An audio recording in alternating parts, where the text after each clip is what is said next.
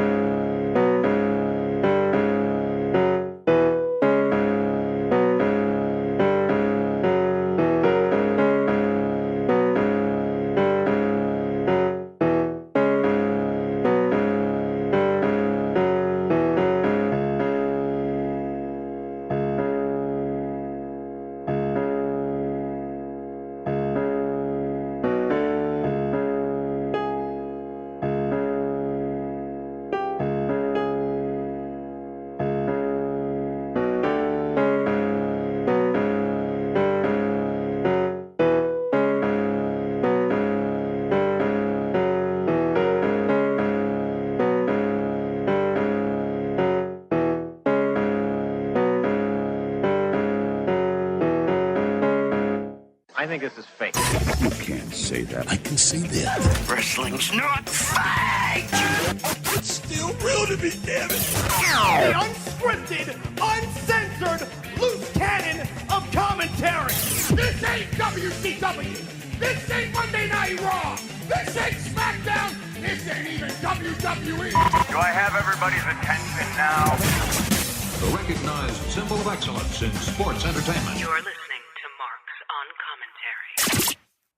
I'm Eddie Brophy. I'm Jason Smith. You were listening to Marks on Commentary, back from sabbatical. Felt good. Don't ever do that to me again, Jason. You were lost. Don't do that to our Twitter followers, who I'm sure, I don't know if I've lost any for us, but I basically use Twitter as the platform for the show, since there was no show to do last week. So I'm starting to think, though, and I do worry about this, that our tweeters or our Twitter followers are more interested in the snarky comments I leave on there than they are on the show. So please listen. I did have a hell of a Power Ranger debate going on Monday night. I saw that. Yes, if you follow us at MO Commentary, there's a very good chance that after 3 hours, I'm going to get burnt out on commentating on matches and just start asking you, the Twitter followers of the Twitterverse, to start casting your version of a WWE remake of Mighty Morphin Power Rangers, the movie. I liked it.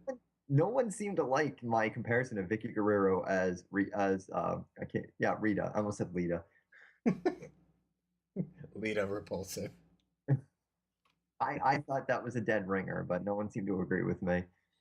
I'm with you. I see it. I did like the one gentleman who basically casted every Power Ranger as the different colors of Sin Cara. And kudos to the smart ass that said Sin Cara in Spanish actually means Power Ranger. If I knew Spanish, I would look it up, but I'm pretty sure that's not true. Yeah, I'm going to say no. I did ask, though, and it was kind of an interesting debate that I did have going on, if you did read it. Basically, as we were getting into the rest of the tournament on Raw, I kind of got nostalgic for King of the Ring. Mm-hmm. And I went on Twitter and I asked, would that be worth bringing back if, taking away, say, because someone else, I can't remember, I think it might have been Big Jim, who had mentioned, what's the point of Money in the Bank? There's only one champion now. I think that makes it better. Do you? I mean, I was kind of wondering about that because I'm like, how's that going to change this year in Boston? One match. It's like the Rumble. It's like the Summer Royal Rumble. Leads you into SummerSlam. So, I guess if you don't do contender style matches anymore, if you get your number one contenders through the Royal Rumble or through Money in the Bank, and of course, Money in the Bank, again, that contract expired. It's a year out, right? Yeah, or 1 year to the day. Yeah. So in theory, I guess you could use it the date of the next Money in the Bank, but that's the kill-off point. I mean, I just find that funny because, and not that I think it's ever been done. Well, Daniel Bryan originally was going to challenge whoever the champion was at WrestleMania a while back, and then cashed in early. And again, we'll get on Daniel Bryan because I remember even being really bummed out that was the case. Yeah. But we'll get on Daniel Bryan because we do have a call regarding him. But King of the Ring, would it be worth bringing back for pay-per-view? And a lot of people said, no, not really. It's not relevant. But then someone else, and I don't know who it was now, you can see how much attention I pay to Twitter. Someone had said, well, now that we have the WWE Network, why couldn't they do that on like a weeknight? Yeah. No, I'm all for it coming back. it doesn't necessarily have to be its own standalone pay-per-view, but if you were to do all these goddamn Raw specials, like if you spread them out throughout the year, and it's like, okay, one time of the year it's old school Raw, one time it's, what is it, Raw Roulette, another time can be King of the Ring night. You know? Well, they did that before. That was the one where William Regal won the King of the Ring, and he was the commissioner at the time, and he was the one that, basically brought it back, and he wound up winning the whole thing. I just kind of miss the King of the Ring as a standalone pay-per-view. I mean, again, I can understand people arguing reasons against it, and then there was some good debate going regarding, replacing certain pay-per-views, like taking Hell in a Cell out because we don't really need it because this past year they only had the one Hell in a Cell match, and do something like bring back Halloween Havoc from the WCW days.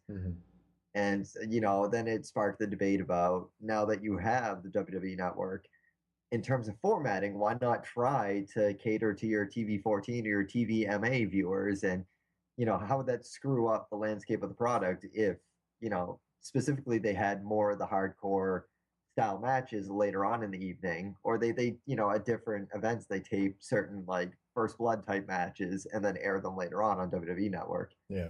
I don't know. I mean, they're almost toying with different age brackets of content. Like, I mean, look at Total Divas. Like, it's a kind of raunchy show. So, yeah. So producing content for a male demographic isn't out of the question.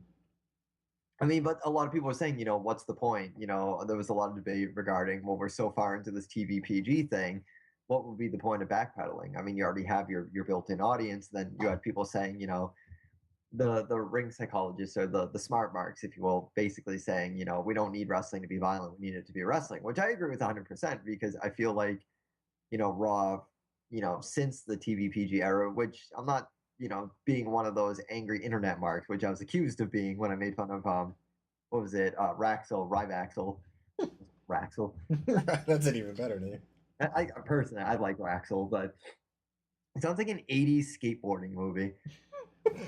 But there are a lot of people that are just like, oh, you're just bitching and whining. No, I'm genuinely curious. Like, I think that Raw, it's so diluted to the point now where, like, why do we really need Santino and that chick every night? Like, seriously, why do we need a feud between El Torito and fucking the little leprechaun?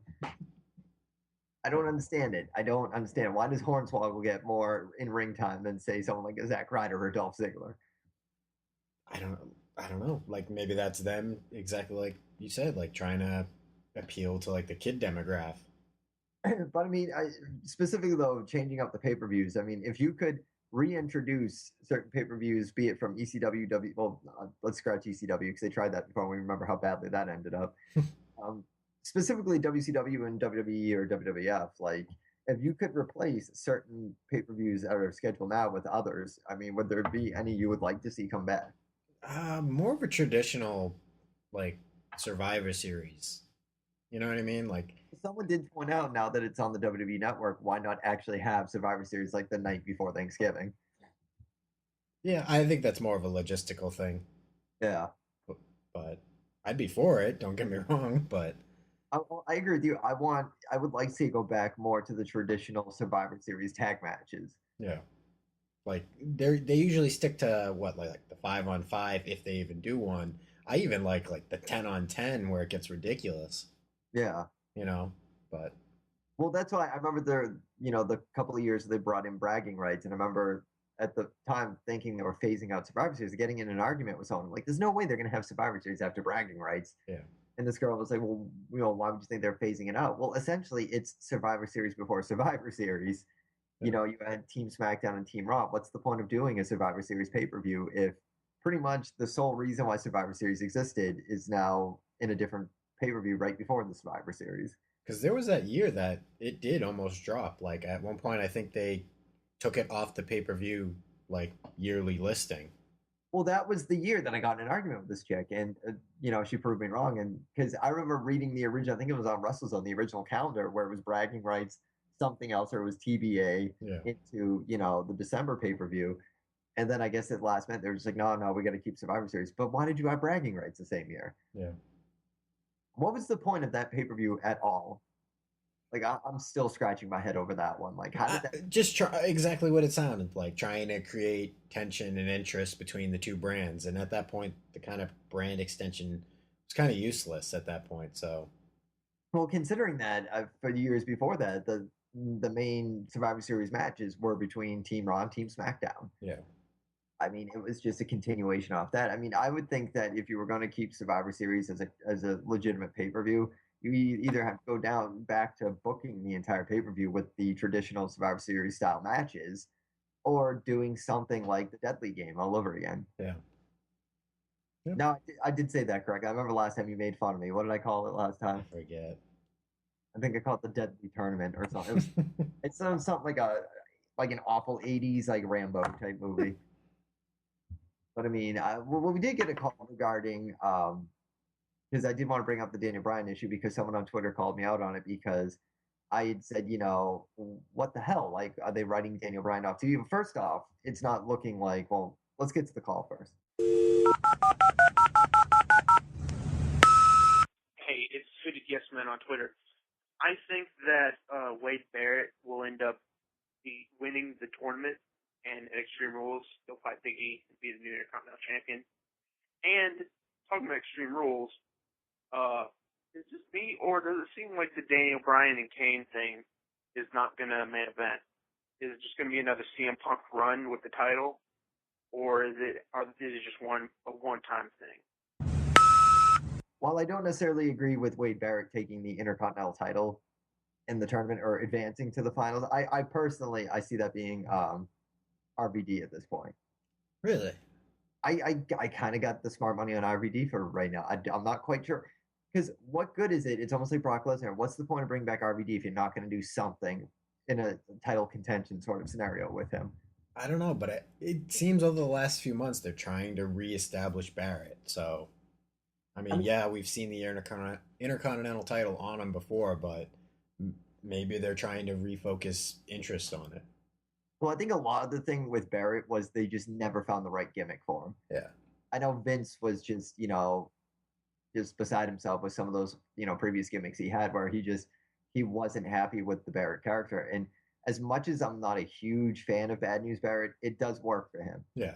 It's something that you can grow into too. So it's not just going to be what it is now. Let's see the evolution in 2 years, see what it is then.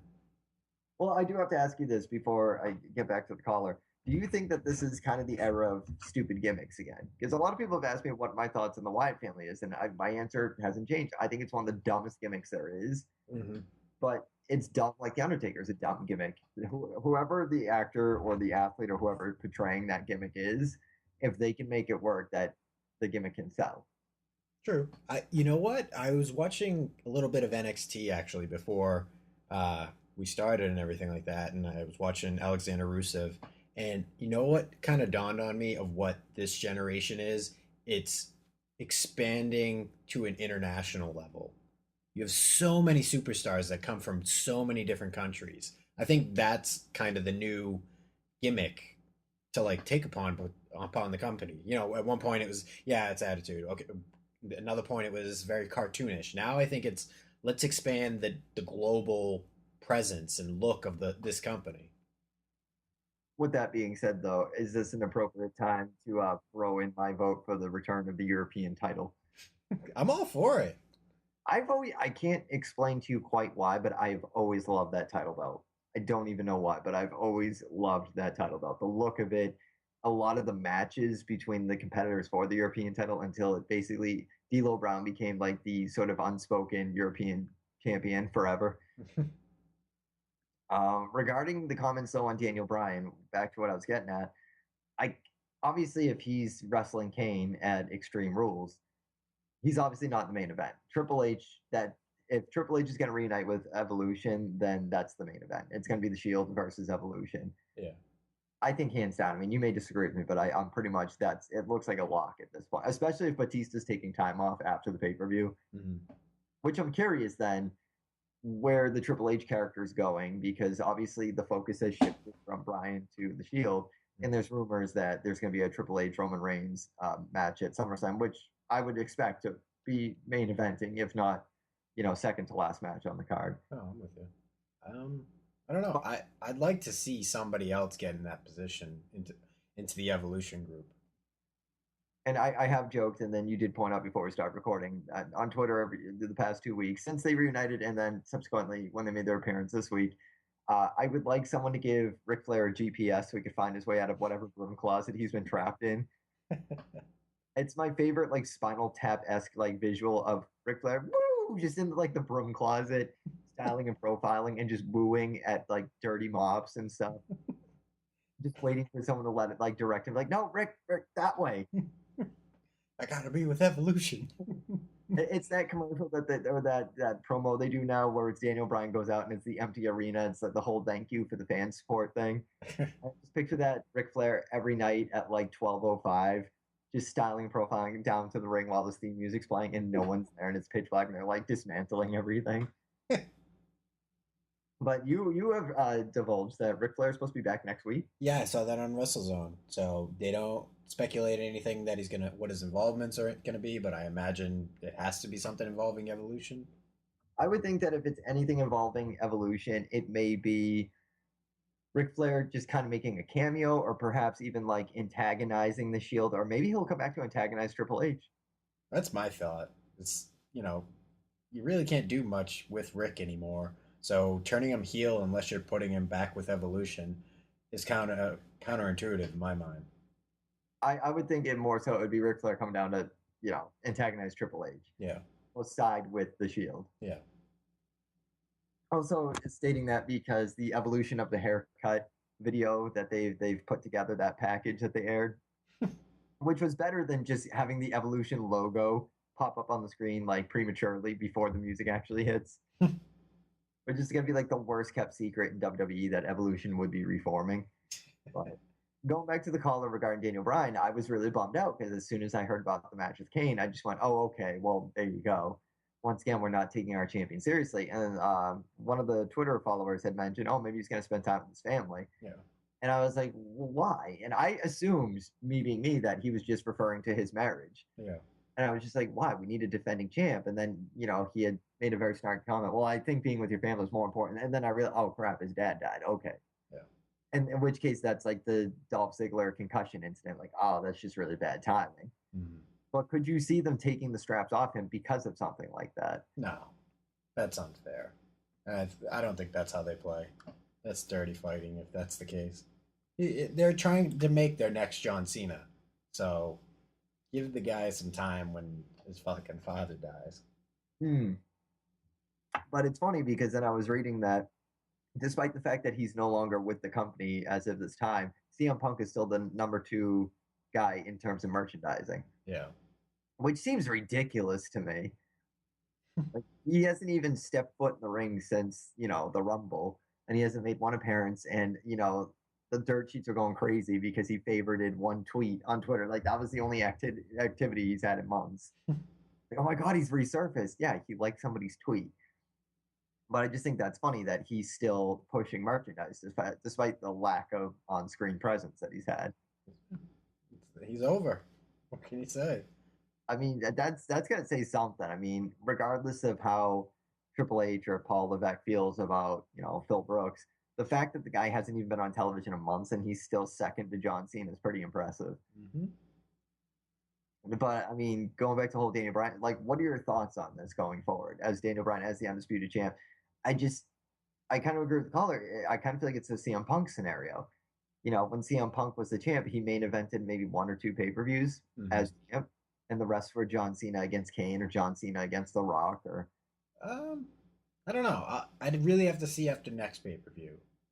You know what I mean? To see where Bryan is in the cards. Because the biggest thing is finding Bryan's next challenger or legitimate threat. And you kind of look up and down the card and it's like, he's fought everyone. All these feuds are kind of played out. Who's the guy? Now, if it weren't for the fact that Paul Heyman's been wasting so much time, and don't get me wrong, I thought the promo when he and Cesaro formed, I thought that was a killer promo. This past week, though, despite the fact that I thought it was hilarious that they cut him off like mid-promo to do the commercial break, and he just came back. Bro, what did he say? What was it? Brock broke the It was The it was streak. something funny. Yeah, it was something funny like that. Like broke the streak. Like just came back like right after the commercial, still ranting and raving. But I kept thinking like, why are we still talking about Brock when your new Paul Heyman guy's standing right next to you? Mm-hmm. Like that didn't make any sense. But then I'm thinking because all right, so RVD won the match against Cesaro, so Cesaro's knocked out of the tournament. Now, does that open up Cesaro against Swagger, at Extreme Rules, which I'm guessing is probably going to be the case? But you're talking about Daniel Bryan's, opponent going forward. Is there a chance though? And I would look very closely when the match is announced for the Money in the Bank ladder match. I would say pay careful attention to who's going to be in that match because depending on who gets in the match, you're almost getting a lock for A, who's getting the briefcase, and B, who's probably cashing in the briefcase that night. Yeah. Or at SummerSlam. Well, I'm on the fence because you have Money in the Bank and then you have Payback. So you really need to build a solid program with someone with Bryan in order for A to catch us off guard if someone's got the briefcase and they're going to cash it in, win his title, Mm-hmm. or if I'm kind of what I'm banking on, no pun intended, is essentially Cesaro gets the briefcase, cashes in at the end of the night, and then he gets the titles, and then possibly him and Bryan have a back and forth for a while. I don't know. Would it be too soon though? Yeah, because I think you need to let this guy simmer for a while. A lot of the guys, it's like Reigns is just getting to the point where he can challenge Triple H and have some legitimacy behind that win. Doing it too soon, like if anything, that's like a September throwaway pay-per-view title match that Right. you put Cesaro in there. Something that you can sneak in there, get him some legitimacy, but not take away on a bigger stage. So that being said, though, would Kane be the safe bet to put against Bryan for a while? Unfortunately, you know what? It really shows us how much they need CM Punk right now, because he could flip the switch and be that heel character that they need right now, and be that perfect opponent for Bryan. It's hard because obviously, given their history as a tag team, that Bryan and Kane certainly have a special kind of chemistry in the ring that they can make work. Mm-hmm. But then you got to think like, well, they could always bring John Cena back into the picture, but John Cena is really heavily wrapped up in this whole Wyatt family, Which I like. I like him. I like my Cena away from my WWE title. But then that's the next question: how long can you keep Cena away from the WWE title and still have Cena as your bankable superstar? You just have to book him like you would the Undertaker. You know what I mean? Like all that time that Undertaker wasn't a champion. And you wonder how the hell you can do that in for someone's career to be sustained that long without ever being in a title contention. Yeah.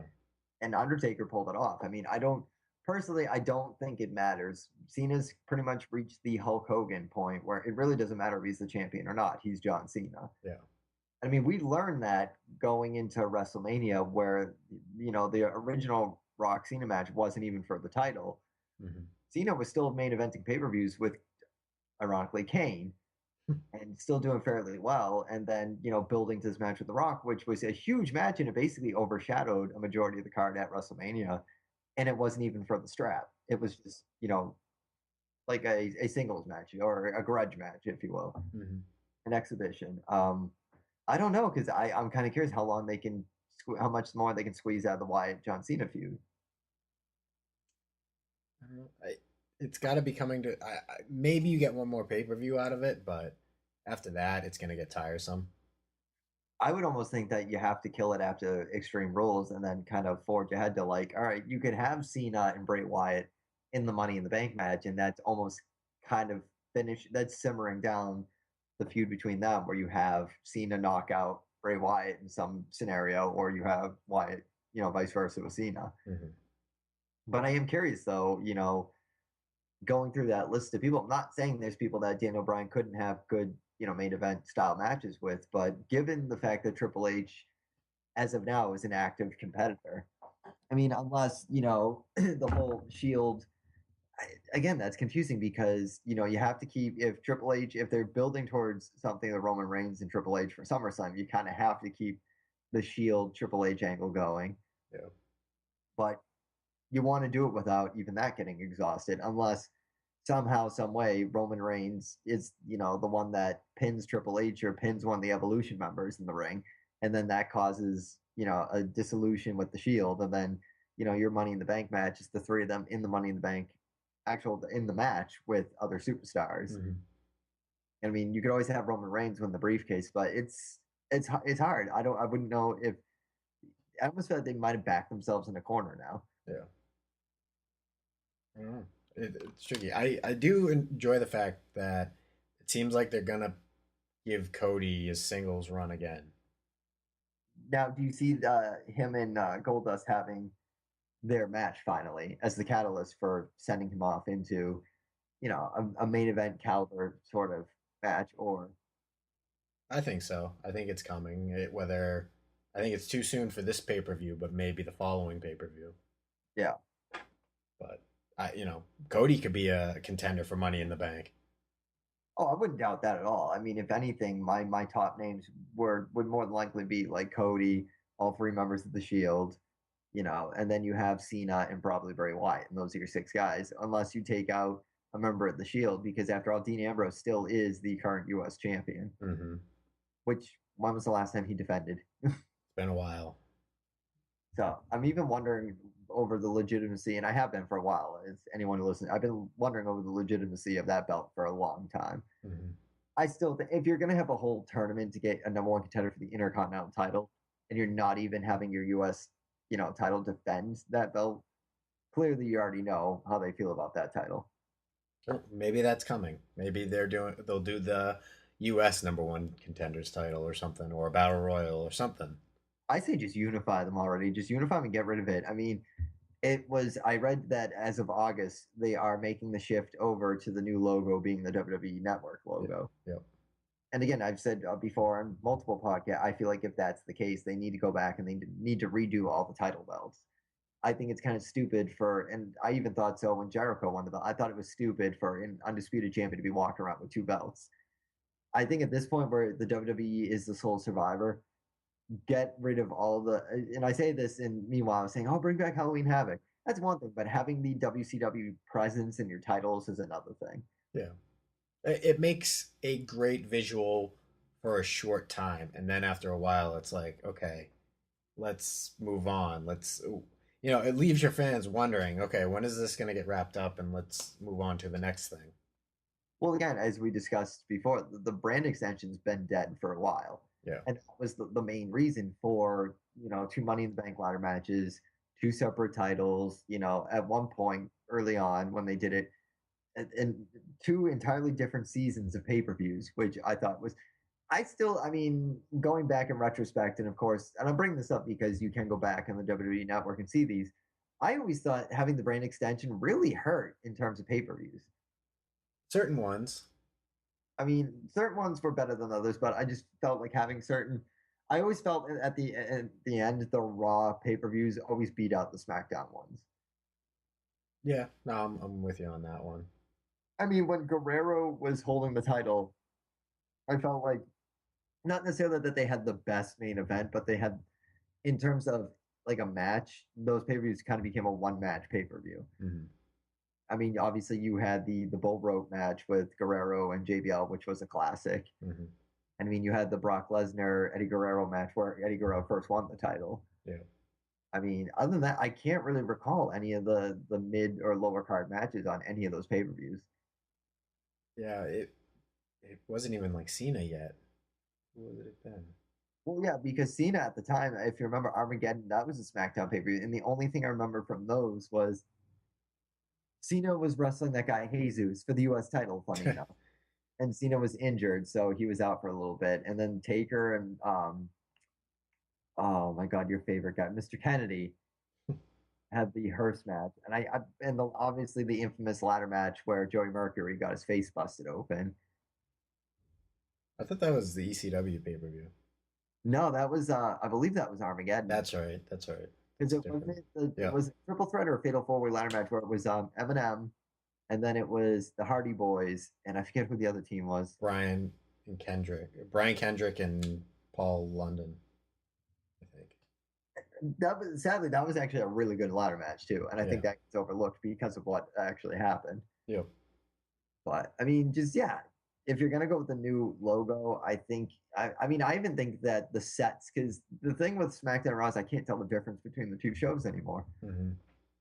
And I mean, you could argue like, oh, that's such a stupid thing to whine about, but I just think the aesthetic of the sets is what created the atmosphere for the individual shows. I think everything's overlit sometimes. Where it's like I don't need to see the top balcony. I just want to focus on the ring. Like that's The funny thing that I was talking about with someone on Twitter too was, going back and thinking about King of the Ring and, all these older pay-per-views that they could do instead of the ones they have. Like, you don't really need the match style pay-per-views. Like, I hate the fact that Hell in a Cell is a match pay-per-view. Money in the Bank is a match pay-per-view. Like, and then he, on the subject of we were talking about, I'm like, I even miss the old crappy sets. Like, I kind of hate, how the sets are all HD and they're all like LED lights. Like, I kind of miss the crappy, like, the cage sets or whatever. the rampless entrances where it's just the concrete floor, maybe a light mat, and just that long walk to the ring is enough. I mean, arguably, I mean, it's stupid. This is such a stupid Mark thing to like even talk about or get excited about. But out of a majority of, with the exception of the In Your House set, which someone had said, oh, they should bring that back. I agree 100%. I thought that was one of the coolest sets they ever had. Over the Edge in '99. For some reason, I absolutely love the way that set was worked into the show. Yeah, I'm with you. I enjoyed the King of the Ring '99 set, even though that was very simple. I thought that was really cool. Yeah, And just ladders, piles and piles of ladders, and they were using them. And it looked good, and it worked awesome for the show. I don't know. I think in terms of, yeah, we're in the 2000s now with all the technology. I just hate the way that the pay-per-view sets are made now. No, I'm with you. I mean, for WrestleMania, it's one thing where it's like, okay, make it look like a rock show and large, huge, extravagant. It's the Super Bowl, fine. I don't need that for every show. Well, because you can't really tell the difference anymore. That was my main thing. Yeah. You can't really tell the difference with any of it. It was kind of like the year that they kept recycling the little the cyclone thing, if you know what I'm talking about. The circle thing? Yeah, the circle that they used for the Royal Rumble, then they used it for WrestleMania, and then they used it for King of the Ring. Yeah, they got a lot of use out of it, but each one was a little different. I mean, I thought that was a cool looking set too, but they used that one way too much. They relied too heavily on that. I don't know. I just think in terms of August, it looks like they're really, really investing in their NXT performance talent. Mm-hmm. The performance center people. I just think that if your idea going forward is you want a fresh new look, change it up a bit. Just the bells, the sets, everything. Yeah. I mean, I think we're long overdue for a set and an opening package change for Raw. A little different feel is always nice. I mean, what was it, 2 years ago that they just did it? Raw 1000 or whatever? They're really subtle changes, though. Yeah. I mean, I again can't stress enough how much I miss the old Raw set. It was just really simple. It wasn't over the top. It wasn't really flashy. It was just very simple. Yeah. I mean, stupid things that Jason and I, or specifically I, focus on when I'm watching. No, but it's how things are presented to you, where it's like, I don't need 50 million LED lights flashing on the screen. I just make it simple. Less is more sometimes. Well, I think that was what I was getting at when we were discussing the WWE Network in terms of parental controls and stuff like that. Like, why couldn't you do, like, I thought it was really innovative when they introduced Taboo Tuesday. Mm-hmm. I thought that was a really cool idea. And I was sad that it only lasted for 2 years, I believe. Yeah. And then they changed it to, we'll just call it Cyber Sunday. I thought it was a really inventive idea to have a pay-per-view on a Tuesday. Mm-hmm. And that was cool, too, because that was one of the unified, if I can remember correctly, wasn't that the unified brand, one of the unified brand shows where they did Raw and SmackDown? I think so. It sounds like it. But, I mean, in terms of the coming pay-per-view, which is Extreme Rules, what are your thoughts so far on the card? The typical after WrestleMania kind of show, not, main event looks like it's going to be a tag match, which it's okay. Like, I'm glad the Shield are getting their main event push and everything like that, but the title is kind of secondary again. Hopefully it doesn't last very long, but what else is on this card? Yeah, that's the problem. I can't really think of much else that's on the card right now. Interrupts, but I do have a question as a long-term wrestling fan. Do you have a particularly favorite pay-per-view that followed WrestleMania? Like an individual show that I really enjoyed. Well, yeah, one that followed immediately followed WrestleMania. Like if it was a Backlash or Unforgiven in '98, was there ever a pay-per-view that followed WrestleMania that you really? Um, Because I always feel like these days the pay-per-view that follows WrestleMania is kind of dull, and I kind of always I felt like it for Backlash, say '99. yeah. It, where we say they hit the restart button after WrestleMania, they managed to reinvigorate, the storylines and stuff, but they still took a lot of what the seeds were planted at WrestleMania, and they managed to move forward with them. Whereas I feel like now it's like WrestleMania happens, and all the storylines die off, and they have to completely start from scratch. Yeah, yeah, I definitely see it. Recently, I'd probably say Extreme Rules 2012, where you had Brock and Cena. I thought that was really done, a really great pay per view. That wasn't. I'm thinking about it, that wasn't a bad one at all. That wasn't too bad. Because I think you also had Bryan and CM Punk for the title too. Well, the reason I like that one, I'm trying to remember now, is specifically because the match itself between Brock and Cena was just so raw. Mhm.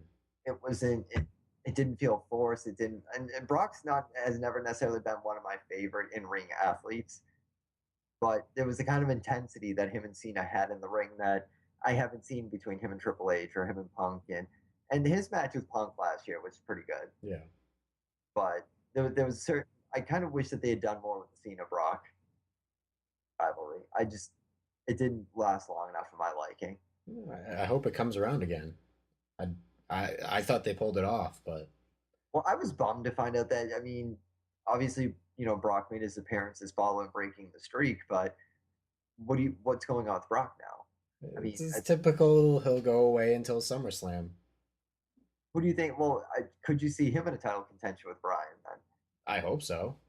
I want to see the best matches I can, but if it's not in the cards until WrestleMania, I'm okay with it. But I'd like to see it either at SummerSlam or at WrestleMania. Right. But I definitely want to see that match at some point. Now, if the Wyatt and Cena feud ends after Extreme Rules, who would you put Wyatt against now?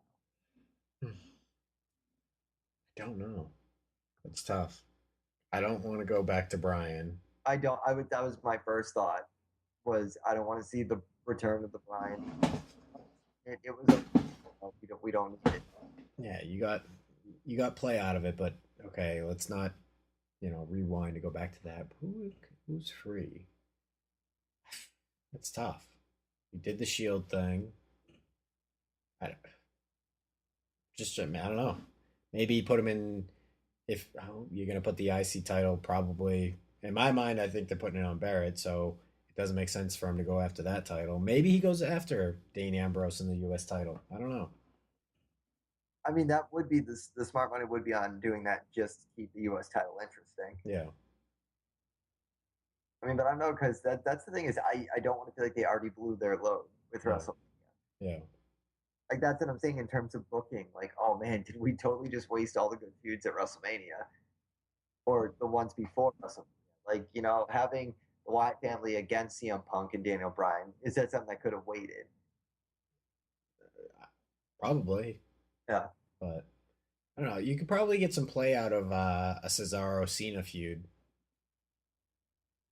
I mean, they did have a good match together, so yeah, that would work as a SummerSlam match. And where do you put Paul Heyman now? Keep him with Cesaro. It's working right now, so I'm just trying to think of what Paul Heyman can add to Cesaro, because that's the thing too is I had read this really great article about basically like was it smart aligning Cesaro, who's pretty much over as a face as of now, with a guy who like Paul Heyman, who he helped, break this, end the streak. How does this work? Does this work for Cesaro or against him? I think it works for him because it just gets attention on him. Because you can flip that back as soon as you want. You could set up a Brock Lesnar or Cesaro feud.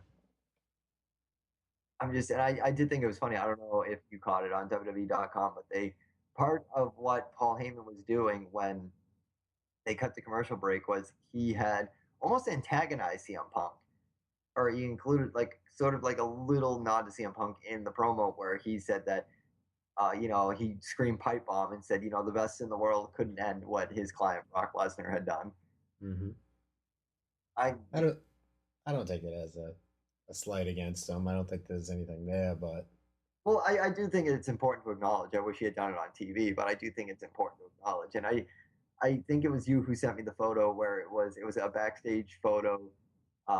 They were shooting obviously for like a documentary for Warrior Week, where it was Warrior was backstage and they had a little post-it note over CM Punk's face on the Yeah. real poster. yeah, stupid things like that don't bother me. I don't think it bothers him.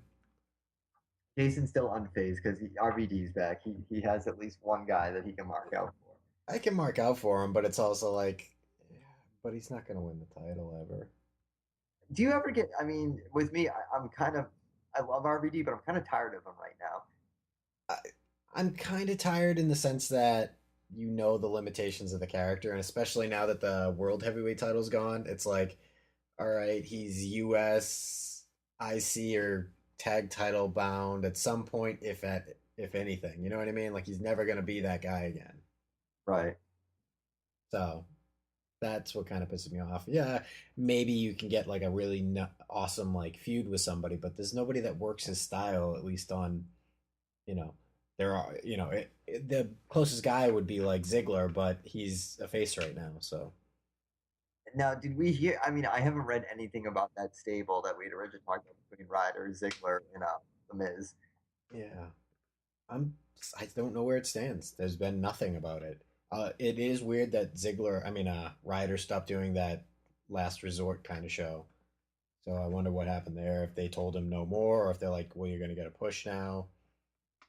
Unless they told them, because I mean, 'tis the season. We are gonna eventually post WrestleMania is usually the season where people start getting future endeavors. I don't know if they do that anymore. Honestly, I think from what I read in a recent article, they allow contracts just to run out. Now, this is more of a hypothetical. What do you expect Ryder to do if he were to get released from the company? Or if his contract just ran out and they didn't, if he didn't ask to resign or they didn't renegotiate. I mean, not so much what do you see him doing next, but like in terms of a YouTube presence, do you see him lashing out or trying to like create a buzz following? I could see him creating a buzz. I don't think he'd be sadistical about it and try and bash WWE. I don't think that's in him, but I think if he did get released, he would have a huge following, and if it wasn't TNA or even Jeff Jarrett to pick up on that for their promotion, then that'd be very foolish. But now, have you heard anything more about the Jeff Jarrett promotion? What did I see? I saw something. No, that was TNA. What did I see? Beyond that, they just hired, was it the producer of like The Biggest Loser or something like that? Yeah. Nothing else. I did see, weirdly enough, that TNA had hired like a sports management organization, which is interesting. Well, They handle like promotions and stuff like that. I am curious because one of the main things that I'm sure I brought up on the show following Mania was, what do we do with Hogan now? Like we have Hogan, he's under contract, which we can touch on the fact that Mick Foley was offered a Legends contract and he turned it down. Yeah, I read that. I don't know if you caught all the details to it too, but I think it's good. I think it's smart of Foley to put his foot down for not only himself but for other stars that aren't content with just being given and taking what they're given. So. Well, because I think essentially what it came down to was, his feeling that WWE was kind of making it seem like you're lucky that we're even talking to you, much less giving you any money for your likeness or for, merchandising rights or whatever. And, Mick Foley's always been, not necessarily, I don't want to say smart with his mind, but he's been a bit of a penny pincher. Like, And I finally got to come around. It was on Netflix, actually, which I still think it's funny that there's still an incredible amount of WWE stuff on Netflix, despite the fact that they have a network. But I did catch the And For All Mankind special. And I never knew the fact that sort of his falling out with WWE had to do with the fact that their contract with the publishing company that did all the biographies or the autobiographies, but after that ran out, they had offered Mick Foley to do a deal to write his own fiction novel. And obviously, given the fact that he had written so many books and he kind of came around to like, hey, this is a good idea, that was initially what bridged the gap, or what created the gap between Foley and WWE. Yeah. Was the fact that he kind of went behind the back and said, well, I mean, with Foley, I kind of feel like even though he's still vaguely, he's like the prodigal son of WWE, and he's even called himself that, they haven't really, I mean, the last time they really used Foley, I think in a really great way, was in that promo he cut with Punk. Yeah. I can't remember the last time Foley was on WWE TV and he did anything like compelling or interesting, or they really used him in a capacity where it merited like having Mick Foley show up, other than to say like, oh, Mick Foley's going to be here tonight. They have a lot of guys under contract like that, though. It's the Legends deal where it's just, okay, hey, we'll give you this amount of money, we'll put you on an action figure, a video game, a DVD, and this is what we'll pay you, and show up to Raw every now and then. Well, that's what I'm still wondering now, even with who the hell was I going to say? Well, I was curious generally, before Warrior passed away, what they were going to do with him even. Yeah. Seemed like mostly, like we had talked about, he was going to be an ambassador, so he was basically going to just do a lot of promotional type events for them. But like even someone like Kevin Nash or anyone like that. I don't know. They've got, it's weird. It's like I would enjoy watching shows that they, just sit down and talk about all the shit that they know, but I know that's not their MO of things they like to do. I mean, it should become one now that they have an entire network. And the other big exactly. They just signed Sting, and he's yet to make an appearance on Raw. Obviously that could be because of what happened with Taker in the match and Taker's condition, but I mean, he has been doing. They have said that he's been filming a lot of interviews, and most of which, turned up during the Warrior Week during that special. Yep, a couple short snippets have been online. And I mean, they are saying that he is doing his own DVD soon, and there was even Bill Goldberg, I guess, working on his DVD, and they had talked to him about, what are the chances that you might pop up in the ring again. Mm-hmm. And he had said something to the effect of it would have to be a main event. It would have to be a big payday, and it would have to be a big main event for it to matter. I mean, is Goldberg a name that you'd even care to see on the marquee anytime soon? I would say for a SummerSlam, sure, but not necessarily WrestleMania main event. I think that's how you can start to book your company. Like, hey, we can put, there's a B main event and then there's an A main event. Rock is an A main event. Goldberg, maybe a B main event.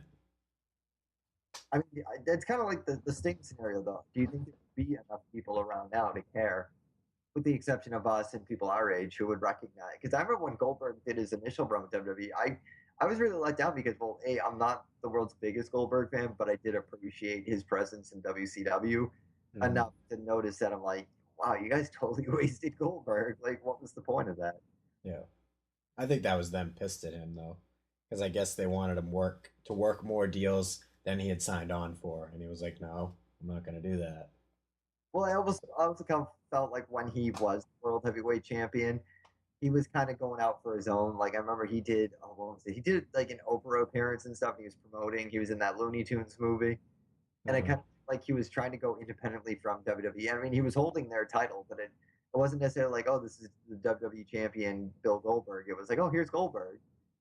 And it was kind of like WWE was like, why didn't you talk about us, guy? Like, we had a pay-per-view going on. Why didn't you promote it? Yeah. Like, I don't know. I just, with him, there's a list of super. I would still love to see Sting in a WWE ring for at least one match just to end his career where he should have been years ago. Yeah. But now, since the whole Undertaker thing, I wouldn't even know who to put him against. You're running out of opponents because it's like Flair can't go. Michaels can't go, which was another dream match of people. Brett's not an option anymore. Undertaker's kind of that last guy.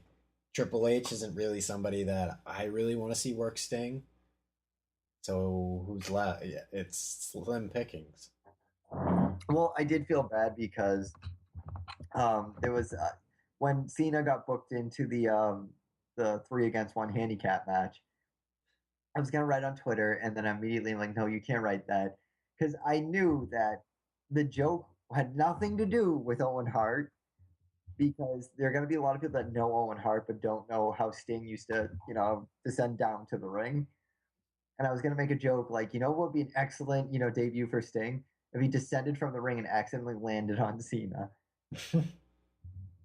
And immediately, all I could think of is like, oh, here's, you're gonna get the onslaught of you're insensitive to the whole Owen Hart tragedy, and You're trying to use a tragedy to promote your own show.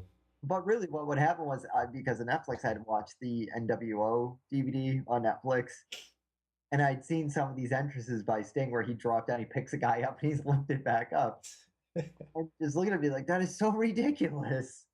And I love the one where he comes out of the helicopter. oh my god, dude, I was beside myself watching that. Hey, that's what you get for having Ted Turner money, man. Yeah. It is almost a shame. Obviously, I understand the circumstance that happened with Owen and how it was a tragedy, but it feels like they're never ever going to do anything remotely close to that ever again. You know what I mean? Like somebody coming down on a wire and, dropping into the ring or anything like that. Because I can't think of really any other time since that's happened that they've done that. I mean, I don't know. For me, it doesn't really bother me, but I mean, even joking about it because the joke wasn't against. It wouldn't have been against Owen Hart. It would have been against some of the stupid ring entrances from Sting. And I remember just picturing the whole scenario in my head, like there's John Cena getting ganged up on, and what's the best way to get a new guy over? Have him save Cena, and whoop, here comes Sting, and he totally just botched his entrance. Like, hey, I'm sorry. Not that, I mean, yeah, I don't know. I can't, in terms of like superstar style matches, like, the Shawn Michaels, on the fucking line dropping down to the ring from WrestleMania. I think those days are over. Yeah, the closest I get to is when Punk was on top of the Titantron. And that was almost like, I almost felt like that was more of like a nod to the LOD. I think where like he was threatening to commit suicide and he fell through or whatever. Yeah. That was ridiculous too. Some of them were just, I thought the whole CM Punk thing, the initiation of the next, I thought that was stupid. Yeah. I love CM Punk, but that was so dumb. That was before he flipped the switch and had more of an attitude to him. Well, because I think even he knew, like, what am I doing here anymore? Yeah. Moving forward, do we have any Twitter questions this week? Or? Yeah, I had some. Where did I see? Michael Sears. Let's see. How do you feel about Evolution being back? Do they need a fourth member? Should it be Flair? It should have been Flair from the get-go. If nothing else, just as a hype man. I mean, Yeah. that was Flair's initial role. I mean, that was the whole gimmick behind Evolution. It was the evolution of wrestling. You had the old-time veteran Flair with, the guy that was becoming something about future Hall of Famer in Triple H, grooming, second or third generation star Randy Orton, and then Batista, and that was the whole gimmick. It was the evolution of professional wrestling. I don't know. It would make sense though to put somebody in there. I still love my idea of Ric Flair trapped in a broom closet. No, but keeping with the theme of evolution, like Triple H has kind of been put into the Ric Flair past kind of present, and then Randy Orton are the present kind of guy, and Batista as well as the present guy. I think if you put somebody like Cody Rhodes, I think would be perfect. I was just gonna say Cody Rhodes as the next guy. I do find it funny that Cody Rhodes is ready to split from Goldust right as Evolution makes their return. And remember that Cody Rhodes was once aligned with Ted DiBiase Jr. and Randy Orton. Yeah, I think that would be really cool, and it would feel new and fresh, and you could get a lot of miles out of that. But would it make sense from a storyline point of view though, given the fact that Goldust initially came back to help Cody get his job back because Triple H was the reason why he lost his job. Yeah, it's wrestling, dude. Anything makes sense. You can make it work. I mean, I don't see anything wrong with it. I'm not saying that I did. If anything, it makes the most sense right now. Yeah. I mean, like you said, if Triple H is playing the Ric Flair role, I mean, it does make the most sense. Yeah.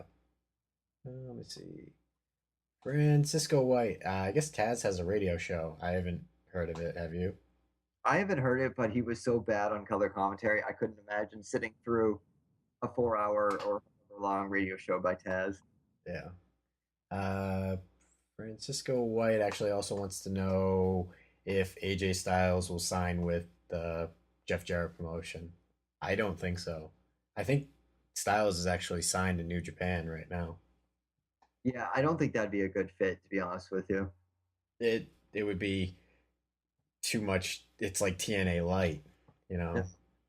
Well, I mean, that was even going to be my question regarding Jeff Jarrett's new promotion is, I mean, you're seeing how much TNA is struggling. Why would anyone, I mean, unless you're going in a completely different direction than TNA or WWE, again, this is like WCW and WWE and then little ECW. The reason why that worked was because WCW had Ted Turner money.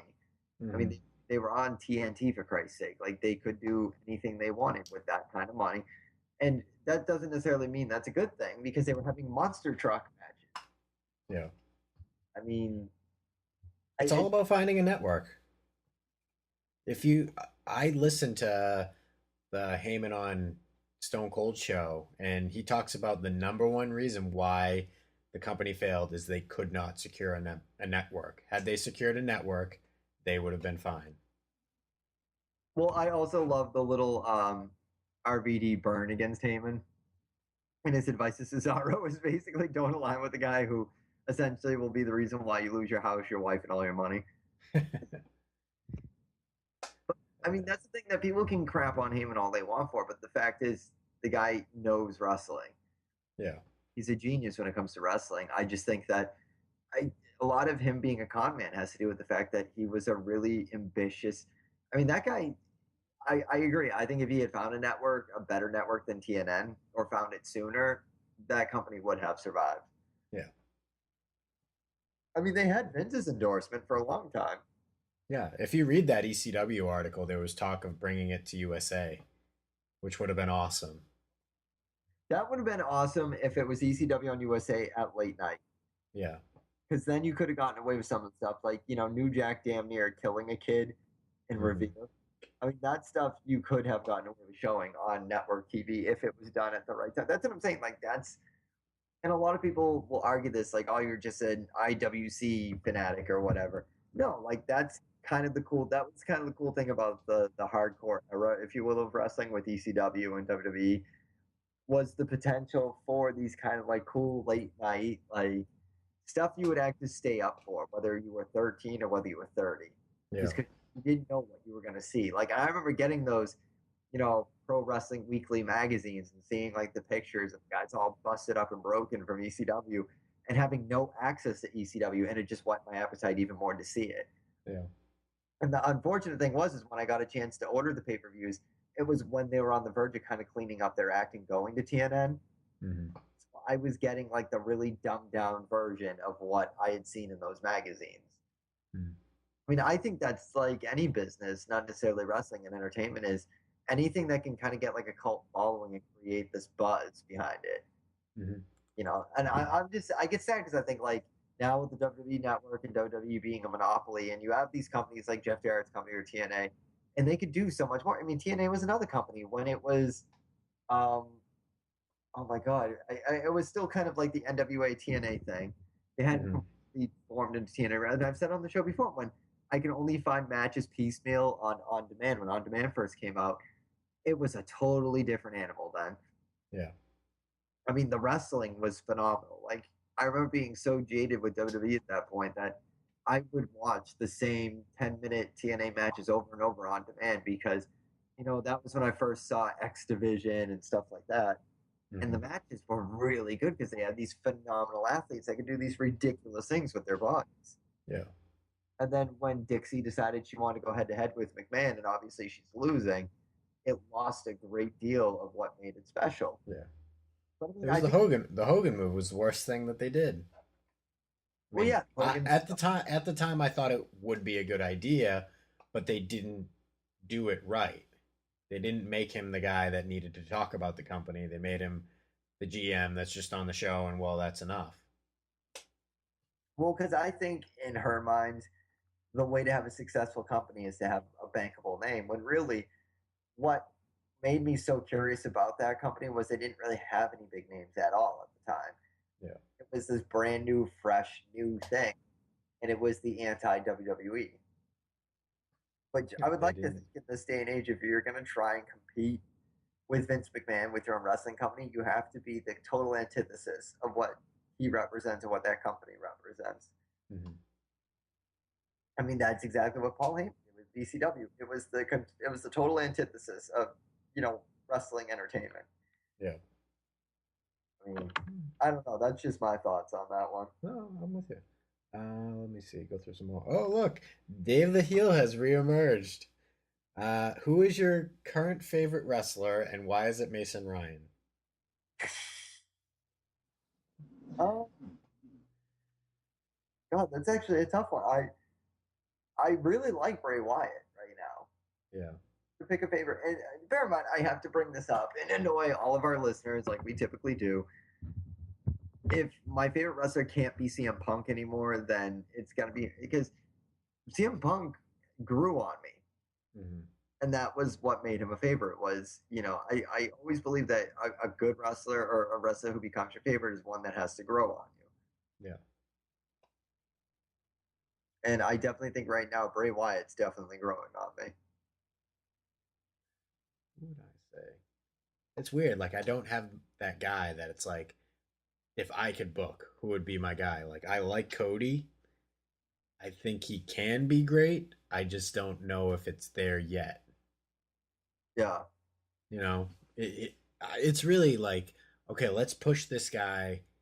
Give him the old Del Rio spot where it's like, hey, he's in these important matches and he means something, and let's give him the chance to go out there and steal the show. Right. On his own. I mean, I don't necessarily think it's a bad thing that you or I don't have a favorite right now. Yeah. But it's kind of depressing. I'll be honest, it is kind of depressing to not. And, contrary to popular belief, I like Daniel Bryan. Yeah. He's definitely not my favorite. Yeah. I mean, I like him a lot.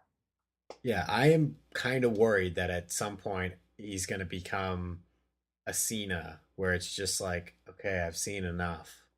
Yeah. Is this 5 tricks that we do? Like, great in the ring talent, don't get me wrong, well more advanced than Cena is, but I do worry, like, is it just going to become too much where it's like, okay, I want something different now. I was actually thinking the same thing, was the work that may become like a Cena or where you're just kind of like, all right, same thing, different Raw, got it, Yeah. That's tough. I mean, hopefully at some point he reinvents himself again. And, that's what makes the good stars is they constantly reinvent. They tweaks things about their personality. That's why Rock lasted as long as he did. That's why Triple H has lasted as long as he has. Yeah.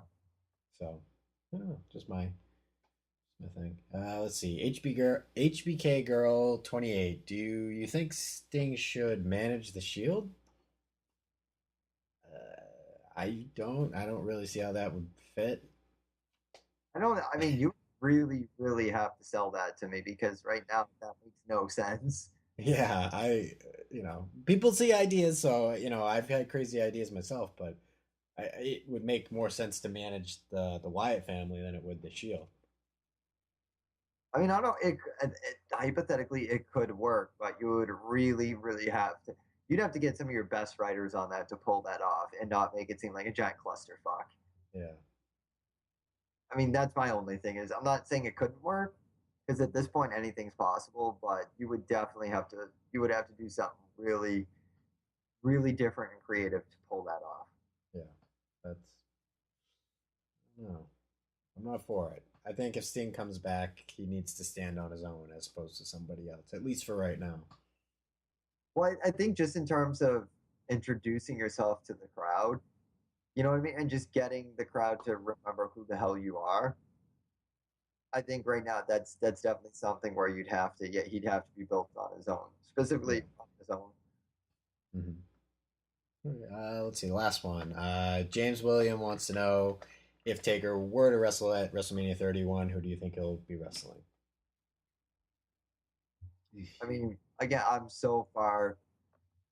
just don't see him coming back, and I'm even a little confused about that because the rumblings backstage, or at least in the dirt sheets, really is that Taker's done. Yet we've never had like a formal. And this seems to be the year of wrestlers just disappearing and not giving any sort of closure to the fans. That's really irritating me because you had CM Punk, who we just said definitely was one of my favorites, and he's gone. Yeah. All right. Well, CM Punk's gone, and now Brock's gone. Yeah. Yeah. Well, Brock at least made an appearance. Like, and with Taker being gone, it's like, are we gonna wait an entire year before he decides? Like, no, this is gonna be my farewell speech. Like, yeah. I mean, I don't know. If Taker were to come back next year, I would again. I'd hold my ground and say that it has to be Sting. Yeah. That it does make, I don't know, the fact that he lost to Brock and now the streak isn't a thing. I don't know how I look at the Sting match anymore. And it changes how I look at it. Where I go, well, no, in the sense of, well, now either man can win, but does that ruin Sting? Hurt Sting because it's like, well, you weren't here for 21 years, and then you show up the next year to challenge Undertaker after he loses. I could see that. Yeah, I could see that. I mean, yeah, that's a great way to hook people in. It's like it took you 21 years to get here, but. And that's the thing. That's a lot of hype.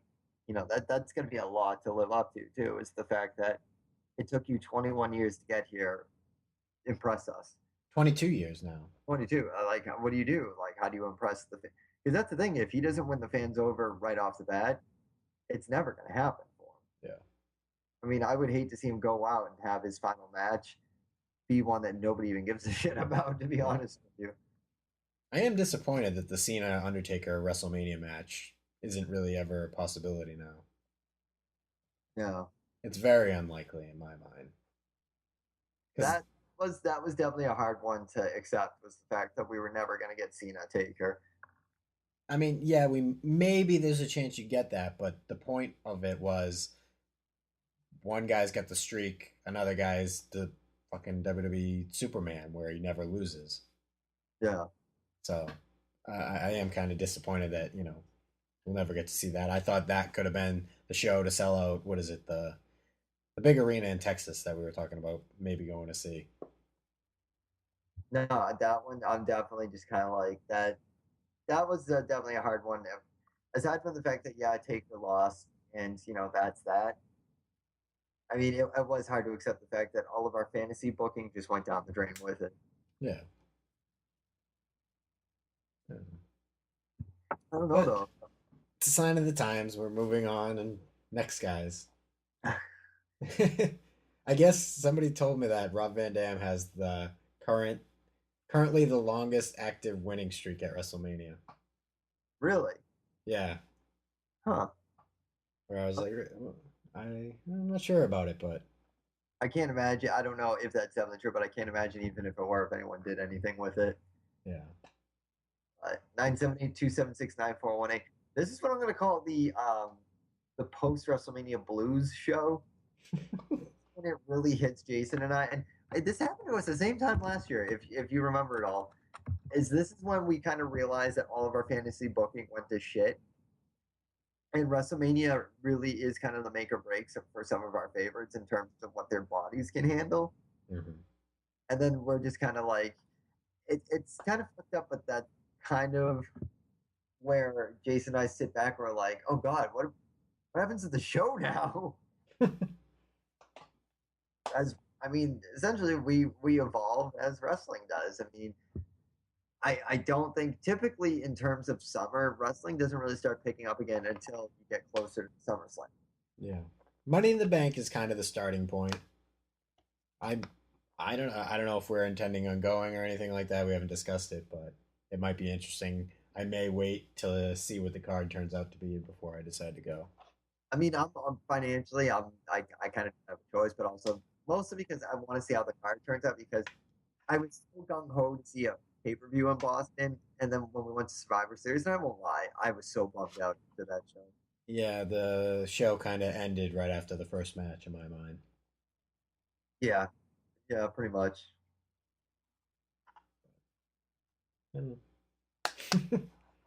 That's wrestling.